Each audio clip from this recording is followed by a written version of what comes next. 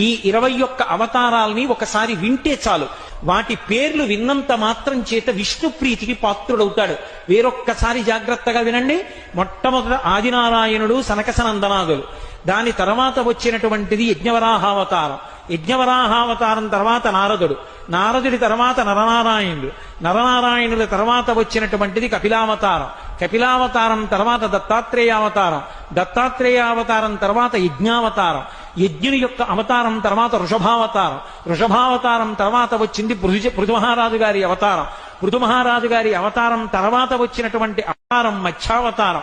తర్వాత కూర్మావతారం. తర్వాత ధన్వంతరి. తర్వాత మోహిని. తర్వాత నరసింహుడు.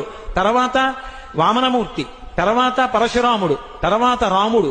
తర్వాత బలరాముడు. బలరాముడి తర్వాత కృష్ణ భగవానుడు. కృష్ణ భగవానుడి తర్వాత బుద్ధావతారం. బుద్ధావతారం తర్వాత కల్కి అవతారం. ఏకకాలంలో 2 అవతారాలు